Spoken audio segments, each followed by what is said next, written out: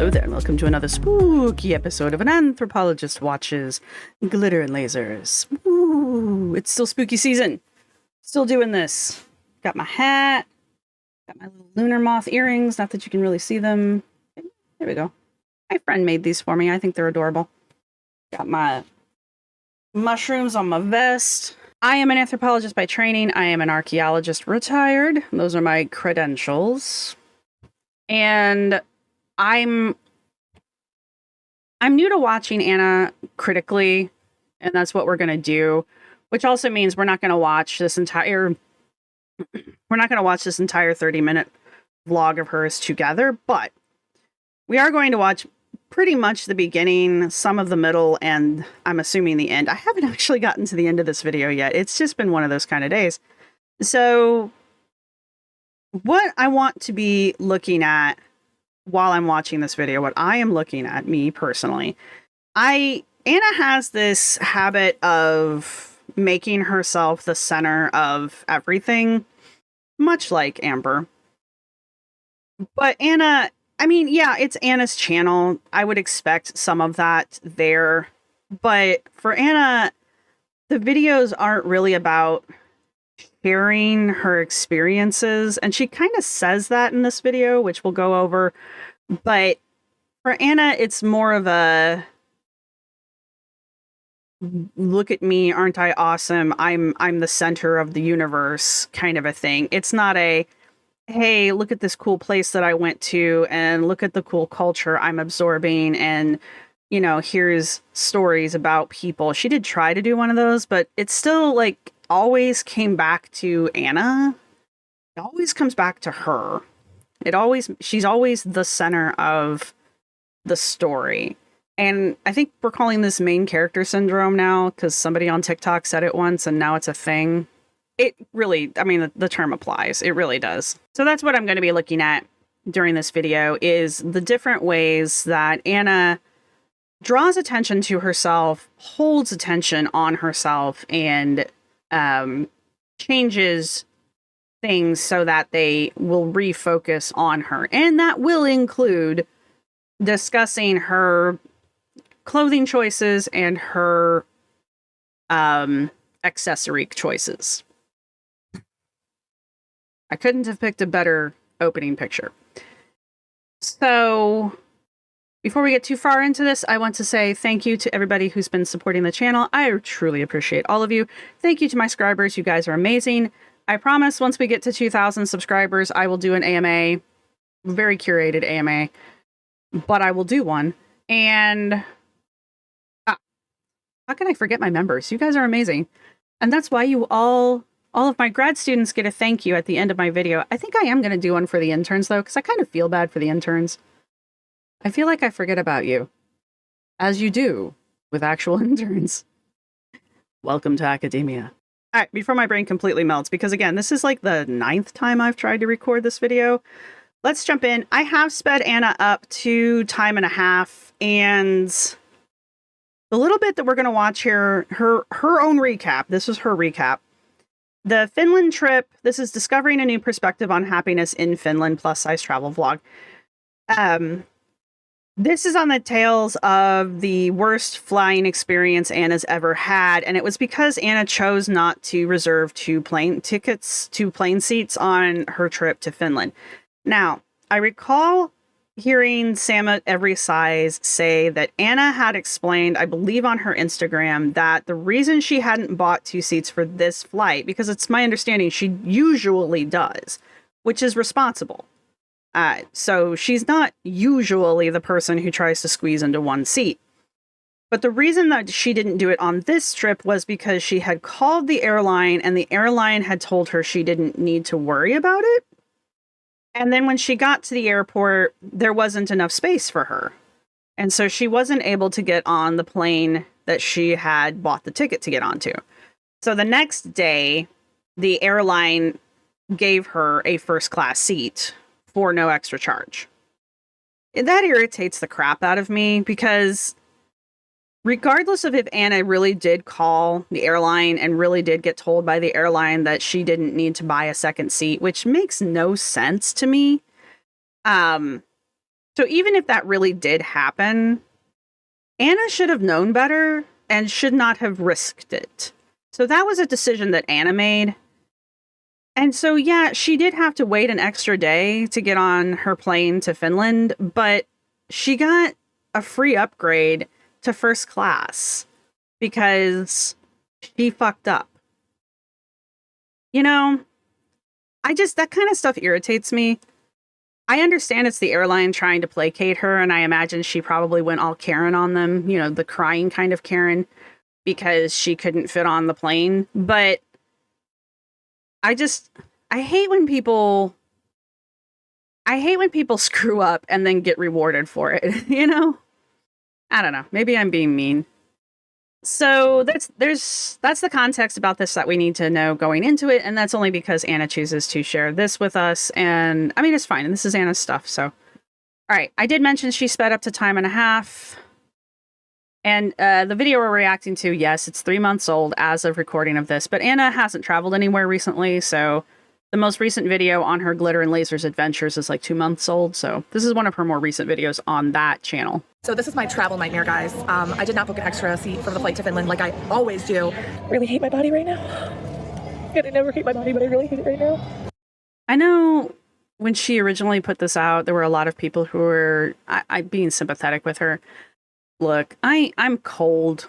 I'm an INTJ. I don't have emotions. So when she started this whole, I hate my body, I'm like, you're the only one who did this to yourself. You have no one to blame but yourself. I don't have a lot of pity for you. I'm sorry. Also, as you all know from watching my Amber videos, I don't like when people cry on camera. I find it to be manipulative, and I get that she's having a moment and Anna likes to record her meltdowns and then put them on camera. But I feel that that's a form of manipulation of the audience, whether that's what the creator intended or not. Okay. Most people don't like to see other people crying, and they don't like to see them in distress. So most people will react to this kind of a situation with some kind of empathy or sympathy. I'm not one of those people, but I view it as a form of manipulation. I think that this whole breakdown about how she hates her body, and she never usually hates her body, but this time she does, I think it's a way of distracting from the fact that she's the one that made the mistake. The airline didn't do anything to her. She did this to herself. And I think by having this meltdown, this crying fit on camera, I think it's a way to distract from her responsibility that she should have made. She should have gotten 2 seats and she didn't. And so really this is all her fault. And I think the crying is just a way of deflecting. So that's my personal opinion on the matter. So I just arrived in Helsinki. I'm going to meet everybody. We're here. Come visit. Hey! This totally is happening for the first time. Can we? We're still hugging. Okay. This whole meet and greet here. Anna's meeting up with a group of people who are all going to this retreat together. And this clip kind of annoys me because she's like, oh, this is totally not the first time. This is totally the first time this is happening. Kind of implying that it's not, which means Anna was like, hey, people I don't know, can we do a retake of this? Because I didn't get the footage I wanted the first time. And then she's hugging this guy, and he goes to break away from her, and she goes, no, we're still hugging. Haha, you are my captive now. And it's just the fakeness of it. But Anna's channeling her inner Elton John here, and she's already standing out. This sweater that she's got on is a particularly bright shade of, it's not neon, but it is a particularly bright shade of green. And compared to pretty much everybody else in this group, Anna is the brightest and most noticeably blinged out person in this group. All these people seem pretty happy. They all seem pretty cheerful, and they're going to a happiness a happiness retreat. So I'm assuming they're all like positive people. So when someone shows up and they're like, hey, can you help me out? They're probably like, hell yeah. So I don't know. I just feel like this is one of the times that Anna kind of manipulated the situation, kind of threw around her, hey, you guys, I'm a big time YouTuber, and kind of coerced people into doing this. And you'll see later on the bus why I feel that way. That, and she like would not let that guy go, even though he was clearly done hugging her. Terve, or hello in Finnish. Today we're going to be talking about my trip to Finland as part of the masterclass of happiness. I'm going to let you guys know up front, this is very different than other travel videos I've made on this channel because I was traveling on my own. I was with a group that had a set schedule and I didn't have anyone to help me film. It was like me like this a lot of the trip. That said, I think this video is going to be a great example of really the reason. If the timing is off on her video, like if the sound for her is off from the actual video, that's not me, that's her.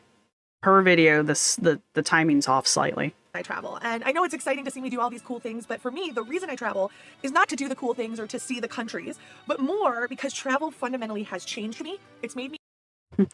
I don't travel because I want to go places and see new things and experience new things and share that with my viewers. I like to travel because it makes me feel enlightened. It's an ego boost for me. That's why I like to travel. Okay. I mean, everybody travels for their own reasons, and Anna's got more money than God. So, you know, go off. Anyway, onward. Me a better person, and it's often made me reflect and think about what I want in life and what makes me happy. And given it's about me, you guys. I travel because me. that this was the masterclass of happiness, this trip was all about finding more joy in my life. Now, let's start where it all began and kind of set the stage.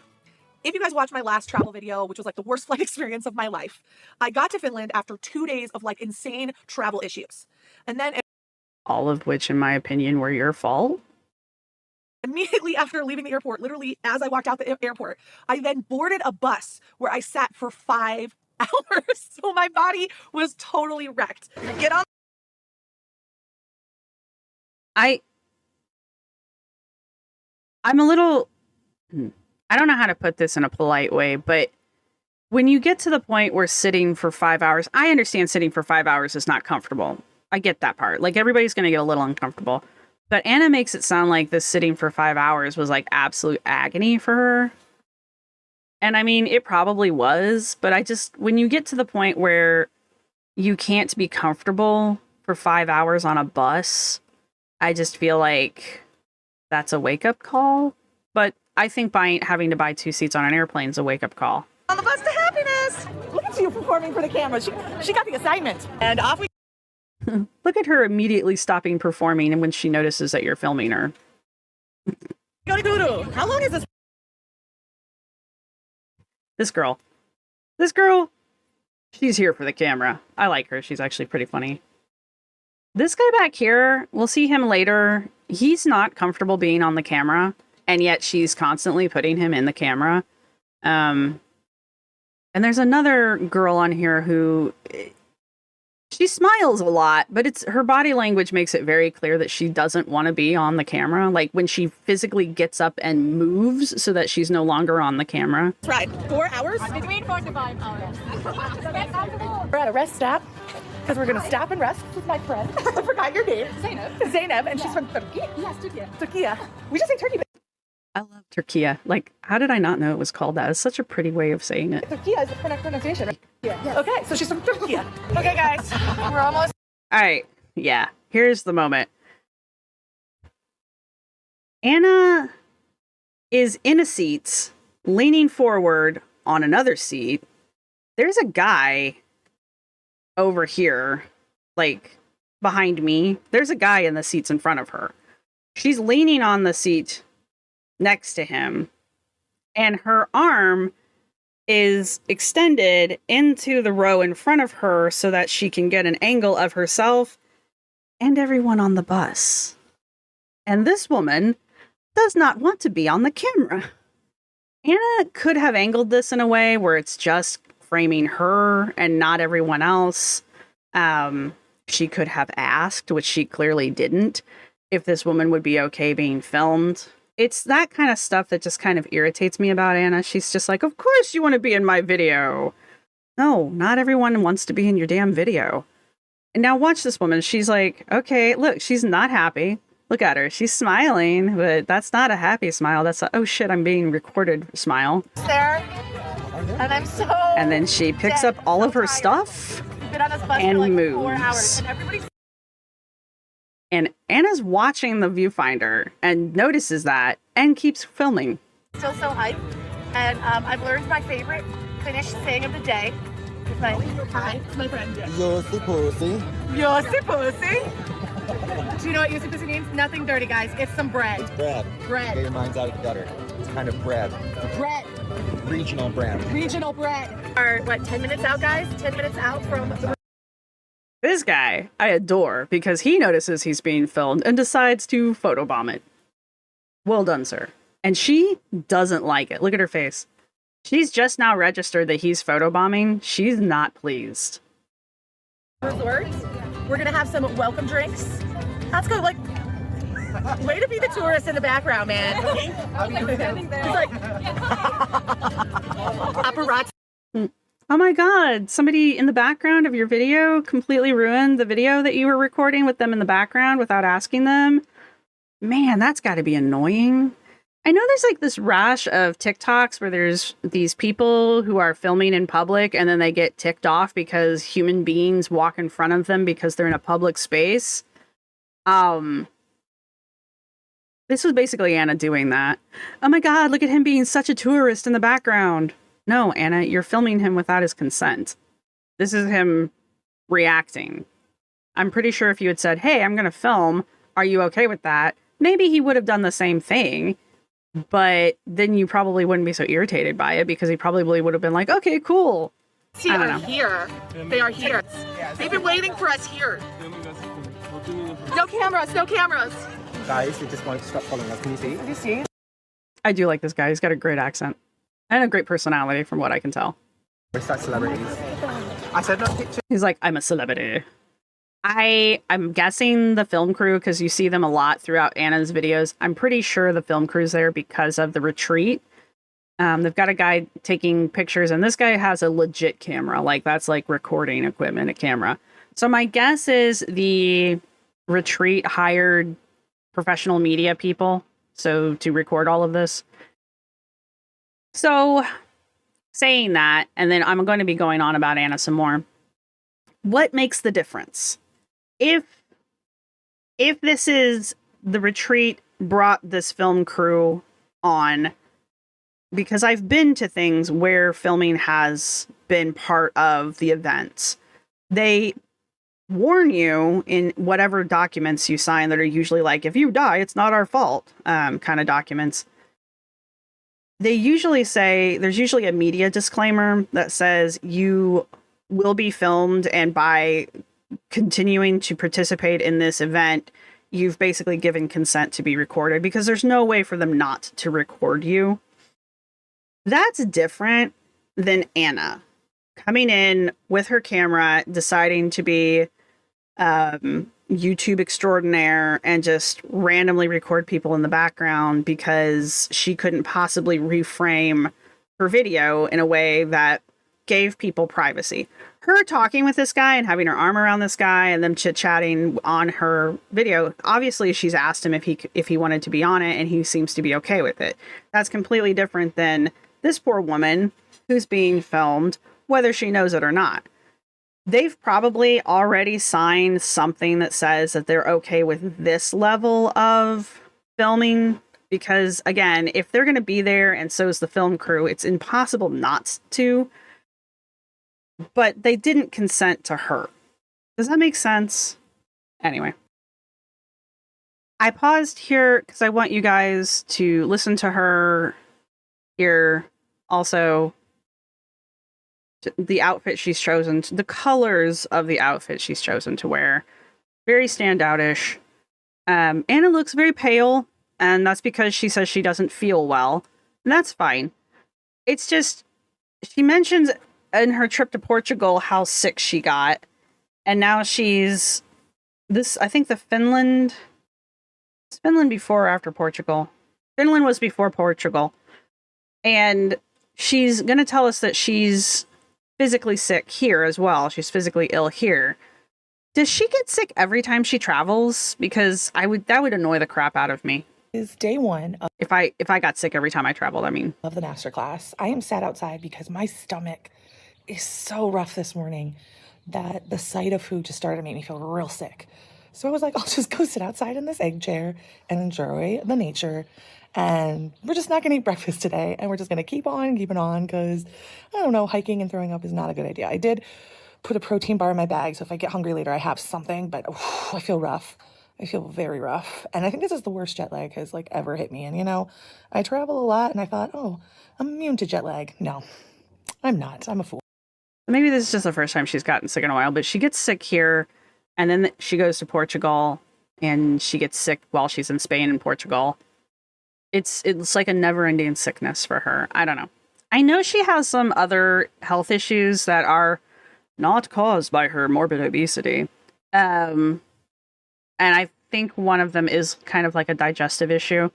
So maybe that's what's going on here. So anyway, that was what I wanted to listen to here. Let's jump ahead some more. Cool. This part that's coming up, I've just left it in because I'm curious. There's another part where she has a moment about nature. I'm going to play it first and then I'm going to ask a question. I've read that they can grow up to 500 years It feels old. weird. Somewhere between 3 It's to the 500 biggest years one that old. we And have. the oldest It's like- What's the word? It's Finnish karma. This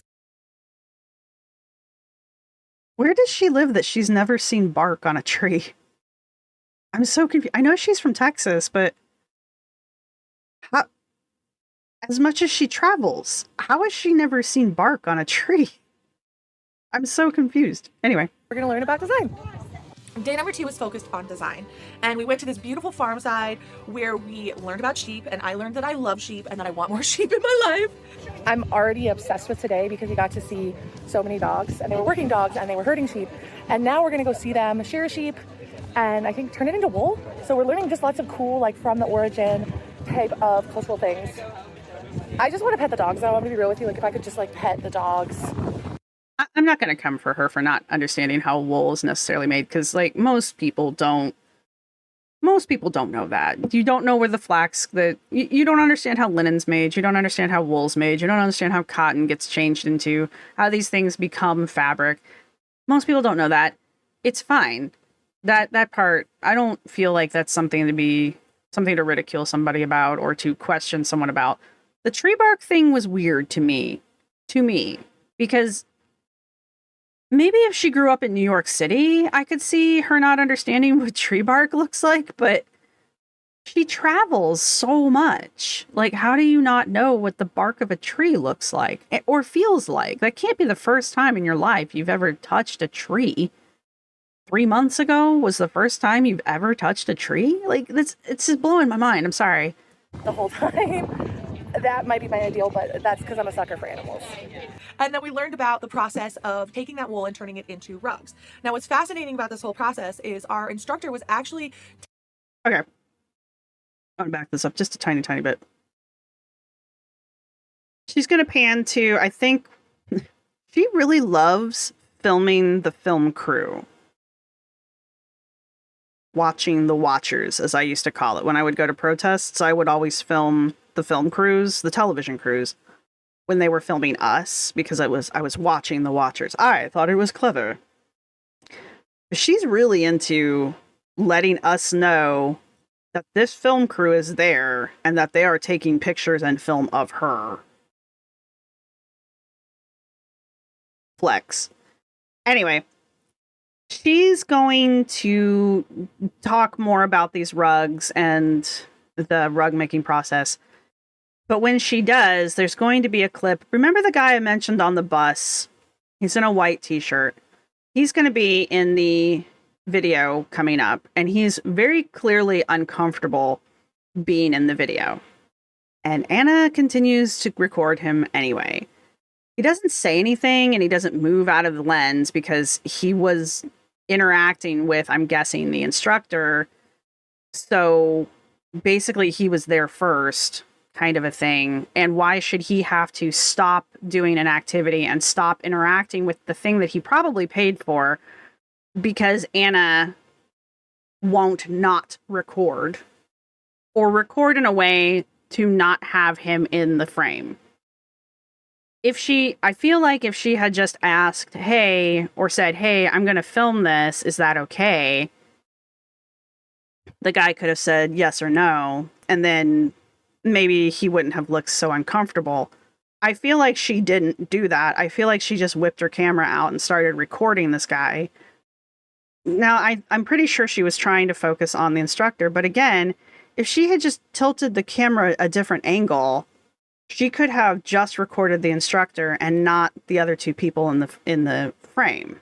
Anyway, turning it into rugs. Now, what's fascinating about this whole process is see, and filming people's hands like this, that I feel like that's not as invasive because I don't know whose hands those are.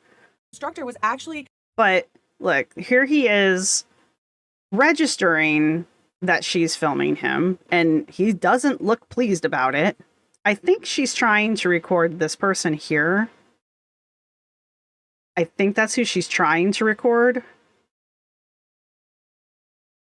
telling us a lot about how you can make a business, but also make good with that business. So specifically, this designer works with lots of underprivileged communities in India to do some of the production of these rugs, but make sure that they receive safe working conditions, safe environments, and also are able to progress into, different careers through that system. And I think it's a Finnish mindset that like business doesn't have to be cutthroat, that there is the potential and possibility to do good for your community while also building a financial security for yourself.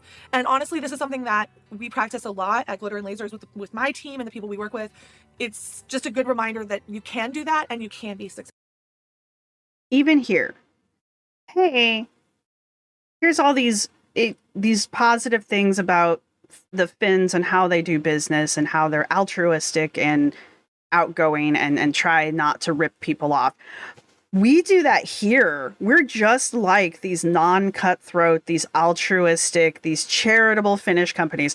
Glitter and Lasers, we are just exactly like that. Okay. I don't think they're not. I just think it's interesting that she, again, has to bring it back around to her. Yeah, Glitter and Lasers is, I guess, her company now, but Glitter and Lasers is Anna. She started, that's her brand. So by hyping how great her brand is, she's basically bringing the conversation back around to herself, because if Anna wasn't there, Glitter and Lasers the channels wouldn't exist. They'd be something else. They'd be rhinestones and lasers. I want to eventually sit down and kind of go over Anna's body language, because I don't know her tells. It's not like with Amber where I can break things down. But I really do want to sit down and try to come up with Anna, to create a baseline for Anna, because I feel like I'm missing a lot by not understanding her body language. So that might be something I do in the future.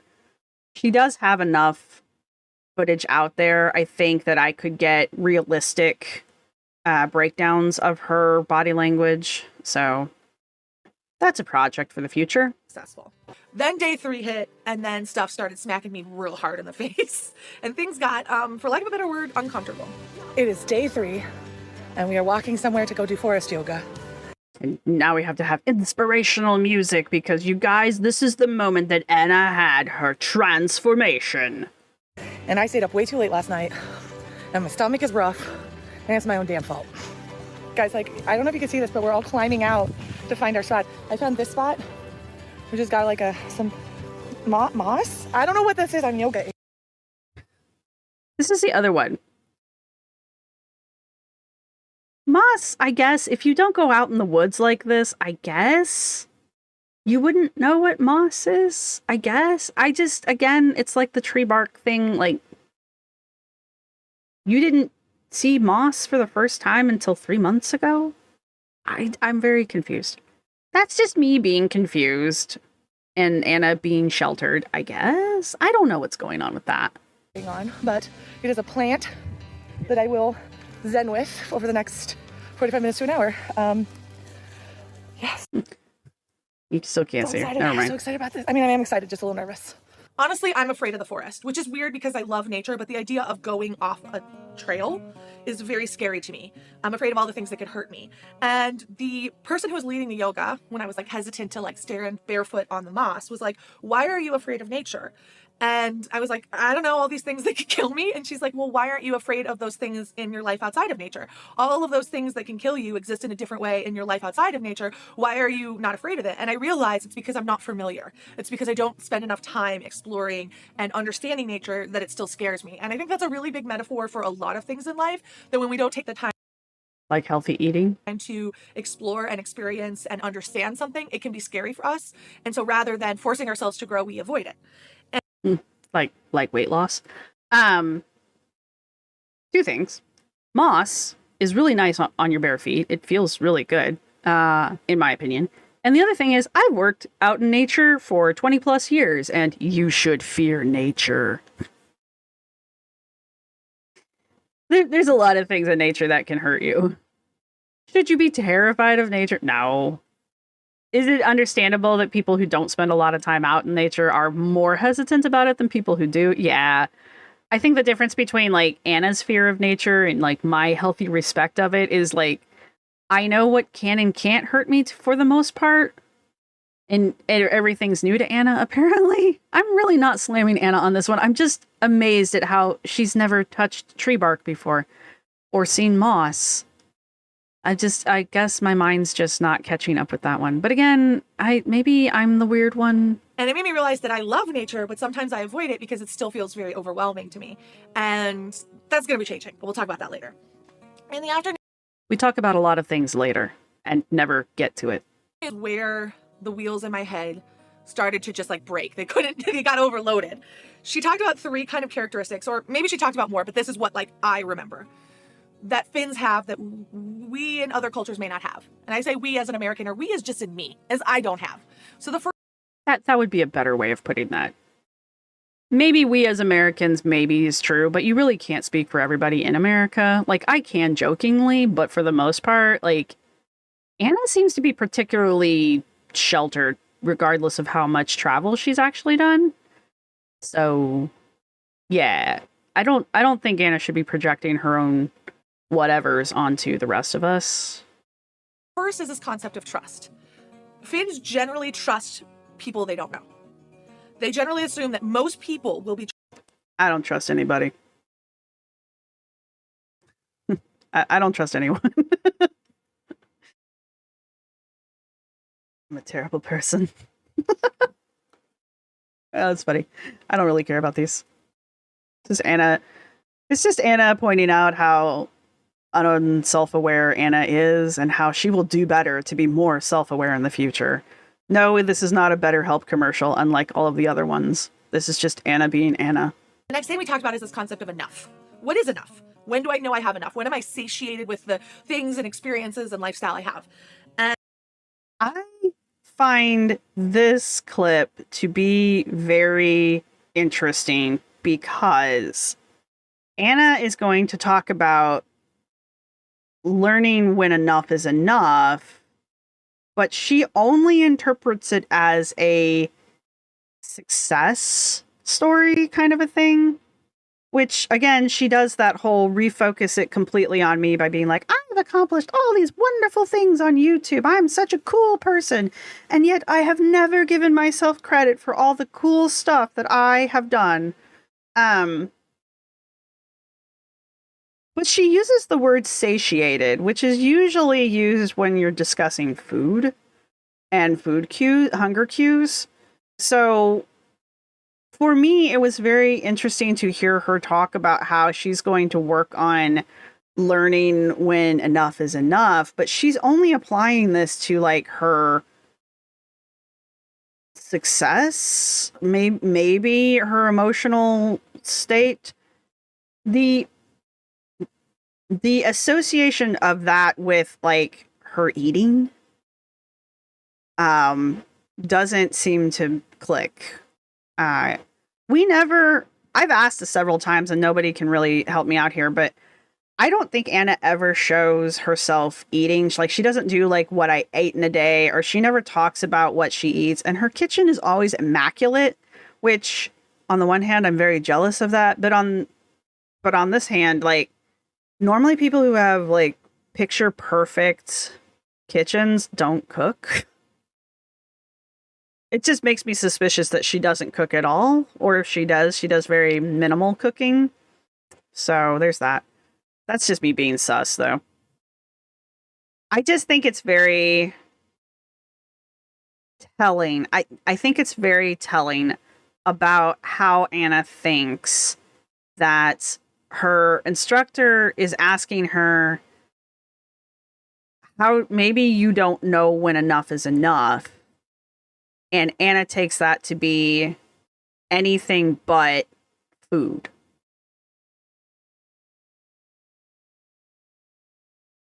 And when she asked me that question, I didn't know. And her challenge afterwards was, do you think that maybe in your culture you never define enough and therefore you never feel enough?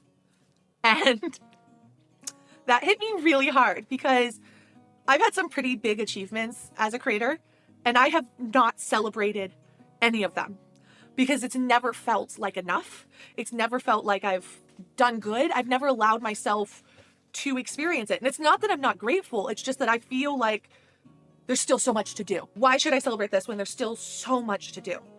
And your life journey will just never be complete, Anna. We will always be riveted to everything that you do because you are so amazing that we can't look away. It hit me in that moment. It's because I've never let myself know that this is enough. If I succeed more, great. But where I am right now is enough. Or at least knowing where that point is so that I could feel. Otherwise, you get caught in a cycle of just always wanting more and never getting to a point where you actually feel like you have enough. This entire conversation, it just blows me away that she doesn't make the connection between these emotional feelings and her own physical health. A lot of things just started running in my head, right? So now we're thinking about this concept of enough. We're thinking about trust. We're thinking about the idea of profound sadness versus happiness, and that how happiness isn't a constant state, and that's a good thing. And just all these things are running through my head, and I start on this one moment, focusing on one phrase that starts running through my head. Am I enough? And then I remember going like, for who? For me? And I realized that the predominant thought that runs a lot of what I do in life is being enough for somebody else. And I never really was thinking, what's enough for me? That's a face. I don't want to say that Anna doesn't have that experience, because I believe that she does. But I don't think there's anything on her channels that has ever demonstrated to me that she is performing for someone else. But that's my observation versus a her observation. She's the one feeling these things. That's fine. I just don't think the videos of her reality that she shares with us demonstrate that actual mentality.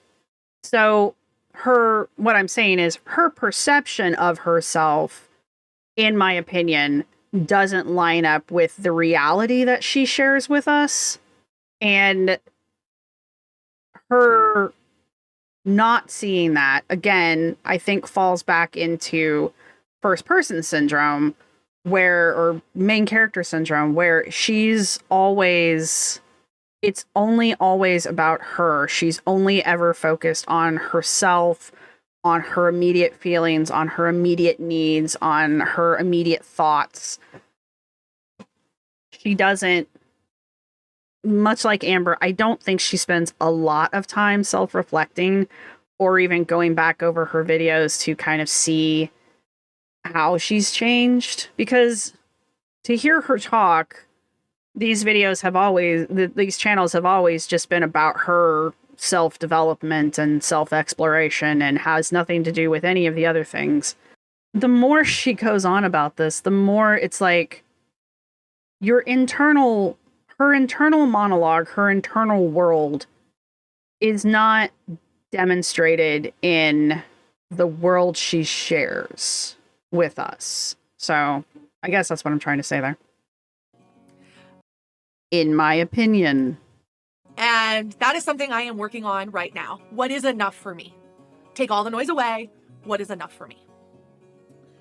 So we were in a very weakened emotional state at this point. Everybody's working through some deep thoughts. We're journaling. We have all these things. And on our fourth day, it was supposed to be a light and fun activity. We were supposed to cook and make meals, and it was supposed to be like joyous and fun, right? Man, that all just looks amazing. Are those cloudberries? Are those cloudberries? Guys, if you haven't had cloudberries, oh, I'm not even making that up. It's a real thing. I've never seen them fresh. Ah, so jealous of the food right now. Let me tell you a little something about me. I am not a fantastic cook. I'm an okay Aha! My suspicions are holding true. cook. And I'm also not a fantastic like food decorator. My food does not look good. It might taste okay, but it does not look good. It's a hot mess, okay? I know that about myself. I'm not aspiring to be the bear. It's literally just that I do what I can and it's good enough, right? I am enough when it comes to cooking. But we had a chef who was teaching us that was very focused on like Michelin star quality presentation and food. So we were each given like a... Really? I mean, I'm not knocking his skills. I just like, was that all he was concerned about? No, your food's not pretty. A lot of other cultures, the presentation of the food is, especially when you're preparing food for other people, the presentation of the food is very important because food is very important. That's one of the issues with food is it's not just we need it to survive because we do, but so many cultures attach very deep social meanings to food, which is the problem, somewhat. The other problem is processed foods, but that's a rant for another time. But a lot of cultures also are very highly focused on the presentation of the food when you are giving it to other people. Or if you're just making a good meal for yourself, you also need to have good looking food. I'm not even like remotely centered. Well, I'm not redoing it. So the fact that this guy is teaching them, remember this is a masterclass on happiness, and the idea that the presentation of the food, we eat with our eyes first. I think that's a English translation of a Japanese proverb. Anyway, the idea that to have a really good meal also means that you make it look nice. So when you sit down and you look at it, you're like, man, that looks delicious. As opposed to what I call breakfast rice, which is basically rice porridge with a bunch of meat and vegetables in it.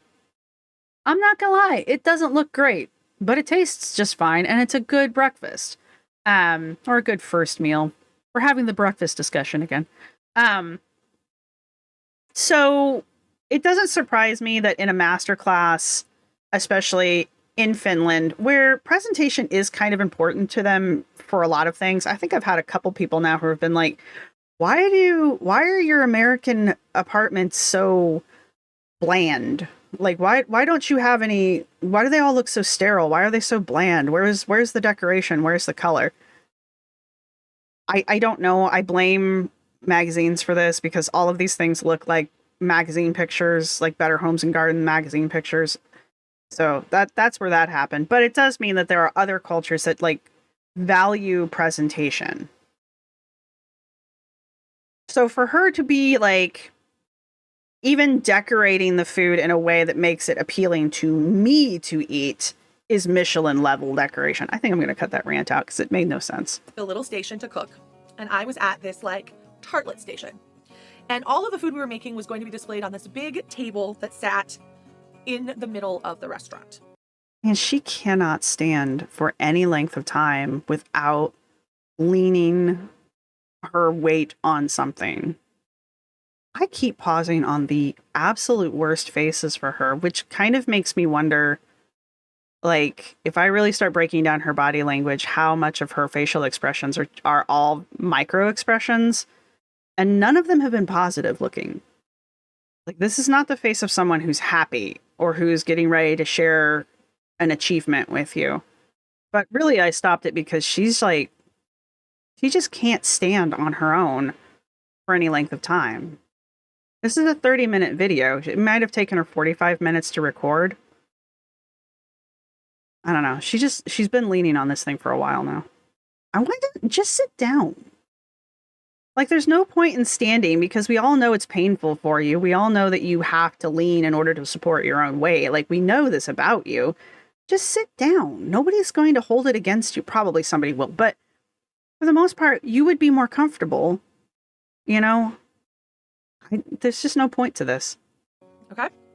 And I worked really hard to make these tarts. And I was really proud of them, honestly. So I turned to the chef and I was like, hey, what do you think of these? And I was expecting him to be like, good job, kid, you did it.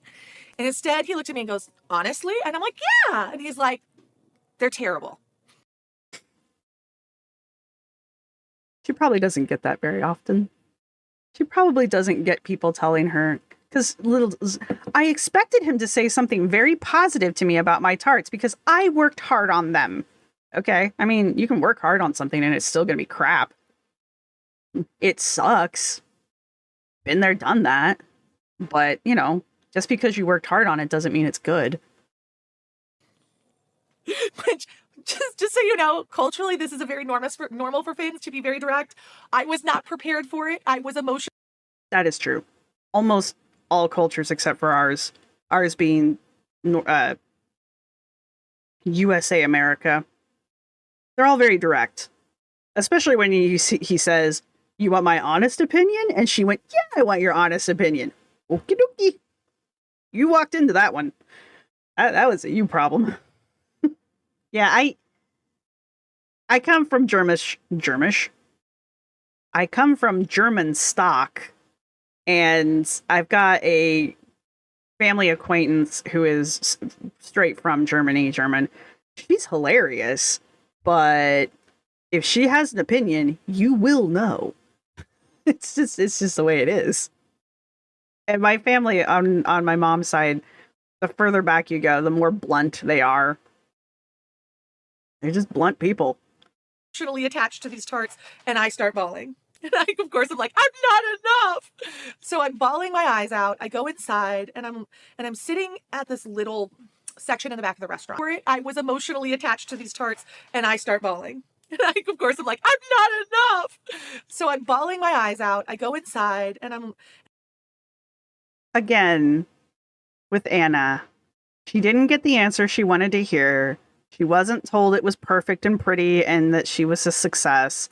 And her reaction is not, well, dang, okay, tell me how to fix it. Tell me how to get better. Give me a suggestion or let me try again. Her reaction is, you hurt my feelings. Wah! And she runs away and goes and hides. That's her reaction to getting criticism.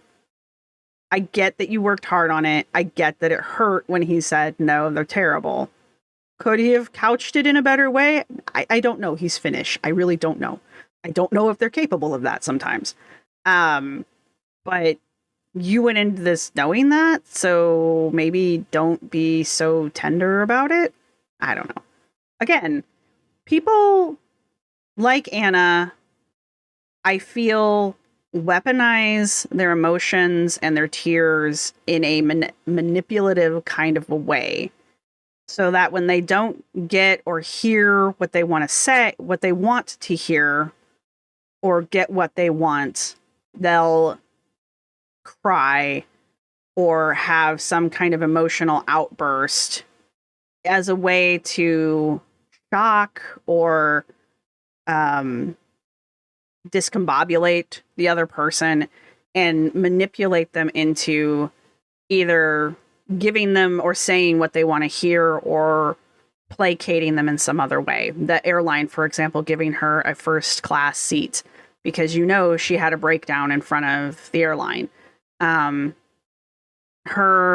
having this breakdown in front of this chef and then running off to hide. I want to hear the rest of this, but I have a sinking suspicion that it's going to end up with him apologizing or something, or someone apologizing for him. I don't know. I hope not, but that's my sinking suspicion. Anyway.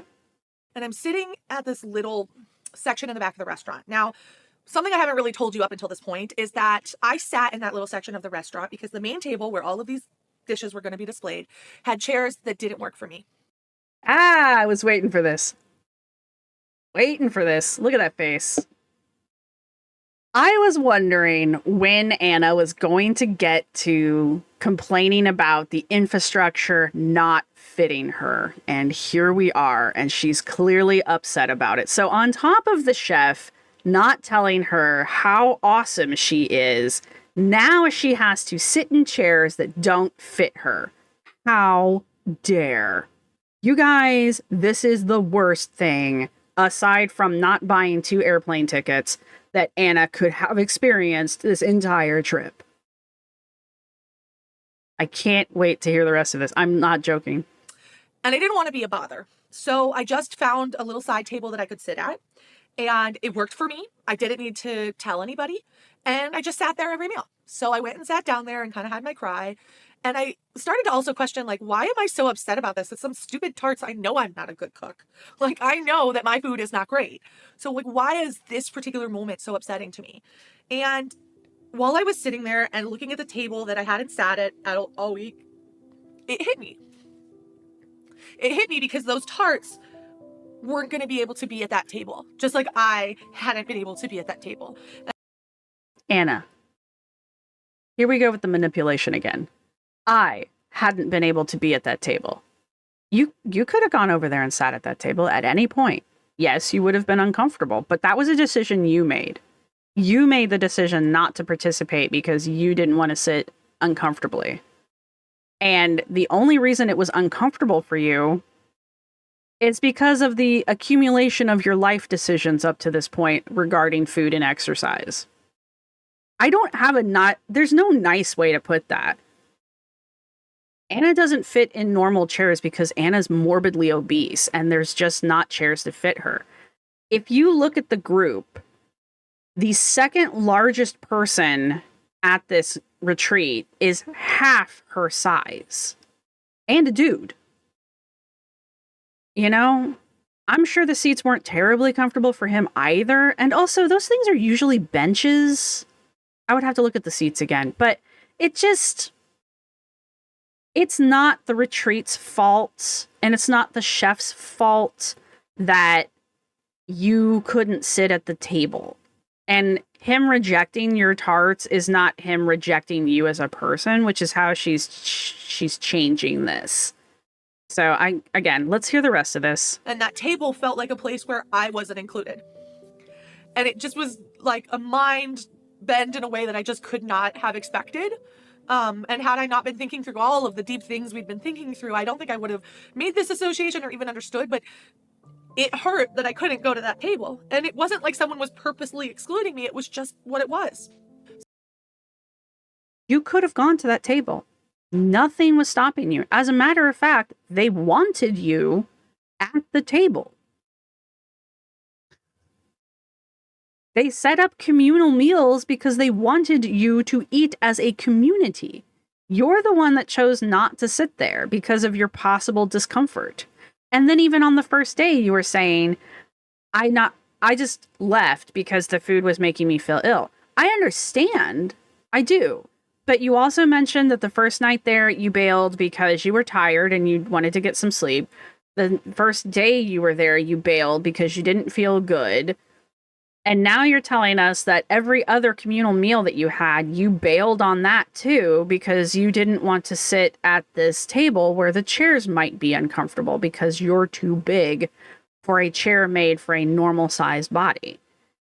This is self-isolation. Don't get me wrong, I understand you're doing it because you're embarrassed and because you don't want to further embarrass yourself. I get that part, but the only person doing this to you is you.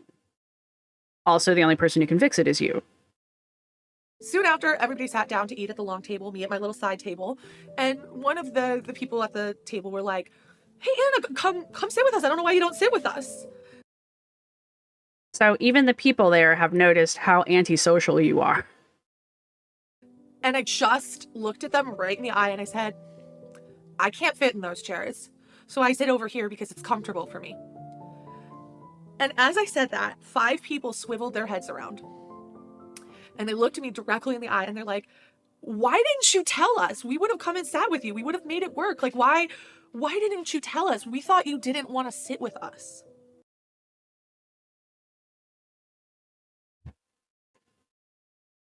I can't take this story apart any better than she's taking it apart. She's playing victim here. Don't get me wrong. I'm not letting her. Again, she could have solved the problem apparently by simply mentioning the issue, which in every other travel story I have ever heard her tell, she has had no problem telling people, I don't fit in that chair. You're going to have to find a bigger chair for me. Like, in a really nasty kind of way, especially like the Portugal story where she had paid for this fancy meal. This fancy meal at this fancy restaurant. She had no problem going after the wait staff and demanding a larger chair until they finally found a chair that she was comfortable sitting in. And even then, she wasn't completely comfortable sitting in it. Now she's trying to say that she didn't want to be a bother, so she didn't mention that she didn't fit in the chairs. Like, why was this time different? Is it because these aren't waitstaff people that you can just chew on because you're paying them? Like, this was a free ride and these people were like hosts as opposed to like waiters? Is that why? Is that why you didn't feel like you could say something about needing or wanting a larger chair to sit in? You know, it's just, again, this is Anna's fault. Anna did this to herself. Anna isolated herself. Anna refused to speak up for herself, which is bizarre in my book because she's never demonstrated not being able to do that before. And she waits until the last day to have a breakdown, poor pitiful me in the corner and cry in front of everybody about how she doesn't fit at the table. And they're calling her on her shit. Why didn't you say something sooner? We just thought you didn't like us. Which kind of makes me wonder what the rest of the event was like, because the longer you're with a group of people and the more you isolate yourself from a group of people, this is personal experience, by the way, the more that group will start to write you off. Not in a mean way. They have other things to put their energy into, and you're clearly not wanting to be part of the group. So they're not going to invest energy in you to make you part of the group. Like, I don't know why people like Anna feel like other people are the ones who have to put the effort forward in forming a relationship, where Anna just wants to passively sit there and not do the work of developing a relationship. And it's like, I had one person who was like this tell me one time, well, if you're not going to put the effort into finding out who I am, then I don't want to be your friend. And I'm just like, I don't have to be your friend. Like, there's nothing special about you that I'm going to bend over backwards to be your friend. And this is kind of the same thing. Anna goes to this free retreat. She starts isolating herself day one from the group. And she was expecting them to come to her and be like, oh, poor Anna, what can we do to make you feel special here? And when they didn't, she pouted. She sat in her corner and she pouted by herself, and she didn't go through the effort of making friends. And then when the chef told her that her stuff wasn't brilliant, she went back over into her corner to go cry. And then when the dinner was served and people were like, look, this is the last meal of this event, why won't you sit with us? And then she's like, nobody's noticed that I don't fit in the chairs. And then they're all like, why didn't you say something? We wouldn't have fixed the problem. You're not the victim here, Anna. You are the victim, actually. You're the victim of your own self. Everything that we had learned that week all of a sudden just came together. And I realized the one thing that I need to work on probably the most, and I think it's something that a lot of people need to work on, which is why I've made this very dramatic video. Thank you, Anna. Thank you for using yourself as an example for the things that I need to improve in myself so that I can be as cool as you. It's that I feel like communicating my needs, whether they have to do with my weight or whether they have to do with other things, is a burden. You have never, in any of the videos, granted, I have not watched every single video, but in the 10 to 20 so videos of yours that I have watched, you have never once had an issue throwing your weight around as a weapon or as a demand from people around you. Never once. This statement just shows me how far inside your own head you live. You have never once had a problem telling the wait staff, the people inside clothing stores, general people around you, how your size prevents you from being able to do X, Y, Z, and therefore they need to accommodate you. Never once have I seen you demonstrate that, except in this video, where it's probably one of the one times where you should have said something because they would have fixed the problem for you. Unless somewhere in the back of your head, you knew that they would fix the problem for you, and then you wouldn't have anything to complain about. So you did it on purpose. So often when I need things, I just don't say anything. I just suffer through. There have been times where I'm in pain and I just keep going. There have been times when I don't fit in the chair and I have to sit away from the group. And I just don't say anything because I don't want to be a burden. And Go on, Jan. I don't want to live up to that stereotype that people see of bigger bodies. Too late. But what I learned from this experience very vividly is that What did I just tell you not to do? Not trusting the What did I say? I said you could come in if you didn't jump up on the desk. And what did you do? people see of bigger bodies. But what I learned from this experience very vividly is that by not expressing those needs and not trusting the people around me, I was removing myself from relationships, from experiences, and from opportunities because I was afraid that I would be a burden. And I think I saw communicating my needs in a fundamentally very different way. I've always been taught, and I think we are taught, and maybe it's a thing that we as women. You just can't jump up on my desk and knock my shit over. That is non-negotiable. Experience, I don't know, that having needs is difficult or burdening. But I think they're fundamental to actually connecting with. I want to talk about this real quick because she says, I don't know if it's something that we as women are taught is basically to not be a burden. We as women, we, the collective we, socially here, at least in the States, it's still a societal default to teach women to be background characters, basically. We're, at least my generation, and Anna, I think falls not too far outside of my generation. So, thank you. I needed you to distract me from my thought. So what I'm trying to say is she's not wrong in that whole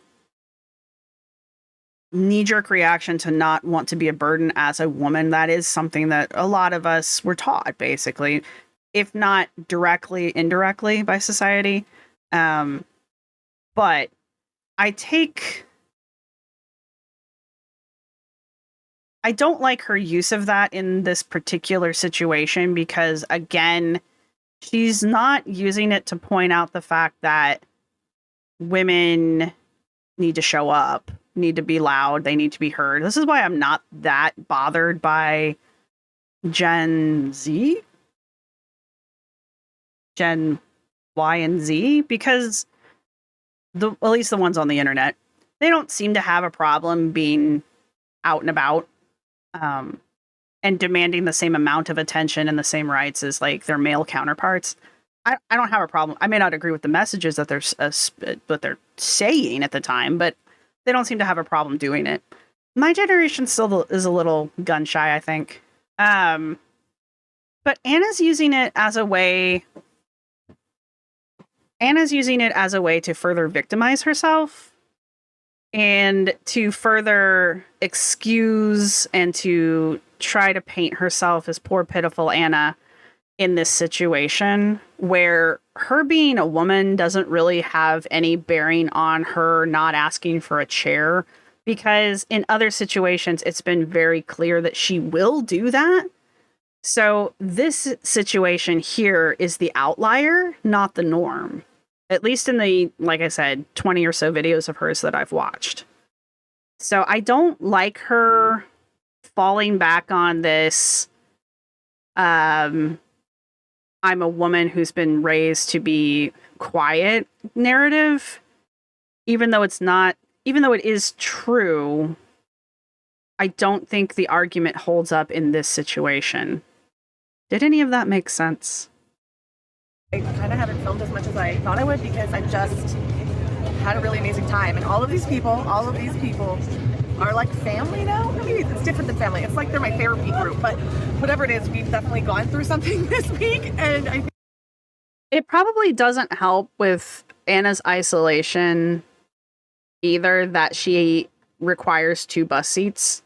And I'm not being mean. She needs to be in 2 bus seats because she doesn't fit in one.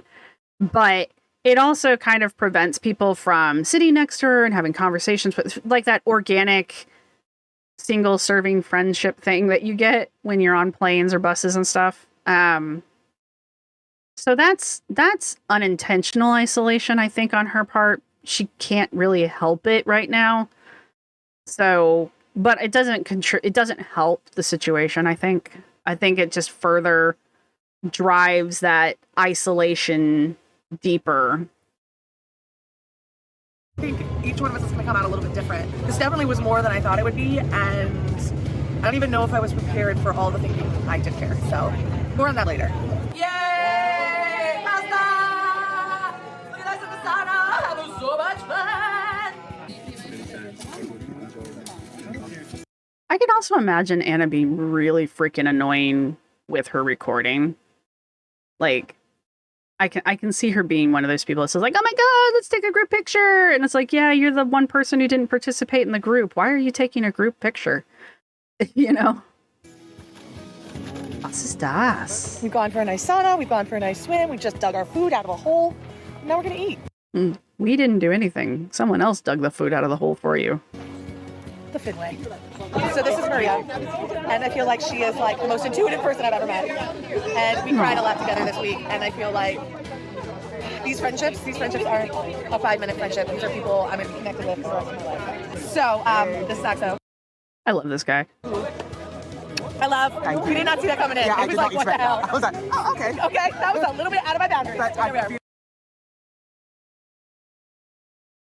I love that she noticed after the fact that she had gone beyond his boundary, but yet still put this video in. Or at least didn't cut that part. It's stuff like that I'm just like, you really are stuck in that first person narrative. It's all about Anna. Feeling the love. It's not romantic. It's like a friendship. It's a friendship thing. We do that in Britain. We do that in Britain. We sure do. And we are going to Estonia after this. Yes. So watch that video. Watch it now. Watch it. It's not up yet. But when it's up, watch it. I feel incredible. I would love to watch a travel video of the two of them because I feel like he would not tolerate her bullshit. Because British people are also very blunt. Incredibly close to everyone on this experience because it was one of the first times I really communicated my needs after that experience and did it and was met with so much love and so much appreciation. And I don't think I could tell these people to their face how much that meant to me. But in a world where I constantly feel like anything I do is going to be met with criticism, and that I've so mentally prepared myself for that criticism, to be met with such love and such kindness was so special. I don't even have the right words for it. It just was so special. Did she make a video where she's not crying by the end of it? I mean, I know she's not like bawling here, but she's like holding back the emotion. Can she make a video where she doesn't do that? And can she make a video where she's not like preemptively going after people for criticizing her? Like, by doing that, it just tells me that she knows there's a lot of things that people have to be rightfully critical about. And she's just trying to get out ahead of the train. Kind of like when Amber preemptively says something negative about herself. She's just trying to get out in front of the criticism train before it gets to the station. And I feel like that's what Anna's doing here. Like, people are so critical of me no matter what I do. And it's like, okay, but I'm still going to be critical about you. I'm still going to criticize you for the things that need to be criticized or that I feel require criticism. I mean, just because you pointed out that someone's going to be critical about it just tells me that you know there's something in here worth someone criticizing you for. And also, could you please stop crying? And it made me reflect on traveling in general. I would not have had this experience had I not been in a place that was uncomfortable with people I didn't know and experiences that I wasn't prepared for. If I just did everything that made me feel comfortable, I never would have had this experience. And I think when it comes down to why I travel, why I have this channel, why I do all of this, that's why, because travel has the power to profoundly change you. And I'm going to stop here because we're going to stop the video here. There's only 3 minutes left anyway. What am I trying to say here? I get that travel is very transformative for Anna, and that's great and wonderful, but Anna has the funds to travel. Anna has the funds to buy 2 plane tickets, 2 plane seats whenever she travels, okay?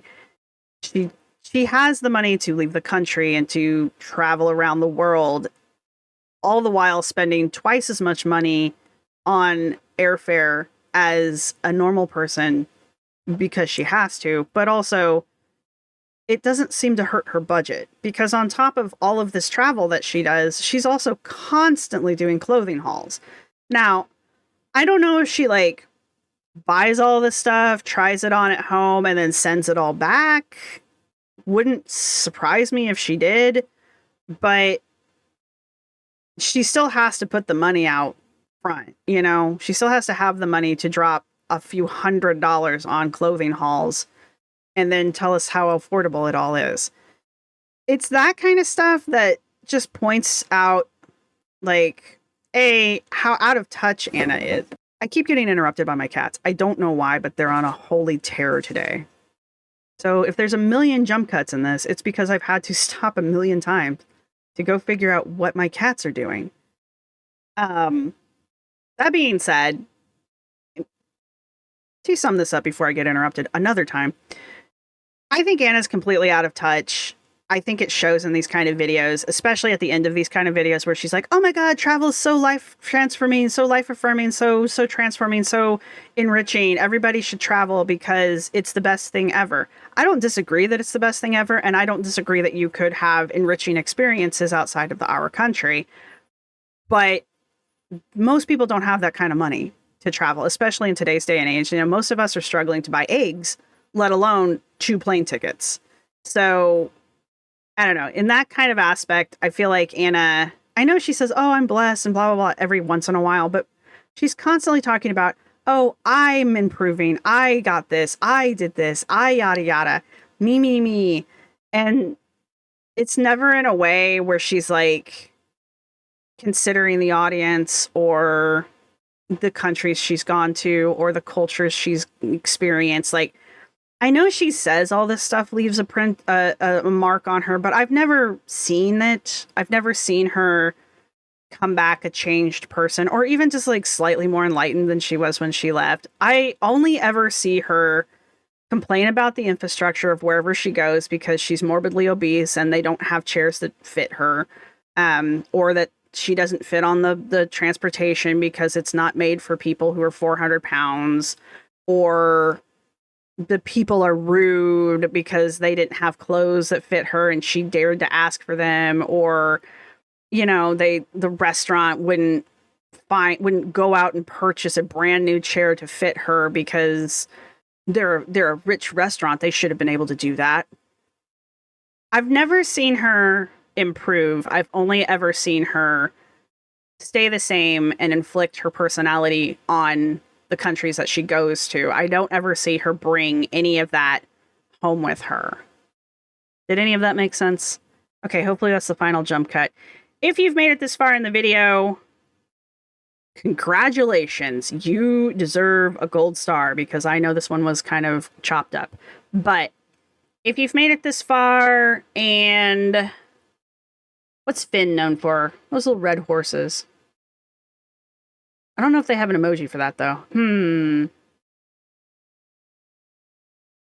Leave the Finnish flag, if you can find it, because I think they have a flag for that, or an emoji for that flag. Leave that down in the comments section, or leave an airplane in the comments selection. There we go. So there you go. You got the Finnish flag, the Finland flag, or an airplane. Leave it down in the comments section down below. Go ahead and leave your comments. I do enjoy reading them. I try to respond to as many as I can. So there's that. And yeah, thank you again to everybody who supports the channel. Thank you to my subscribers. Thank you to my members. You all rock. And thank you to everybody who's going to hit the thumbs up button. And thank you to my cats for providing background noise. You gotta love it. I will see everybody in the next video. And so bye.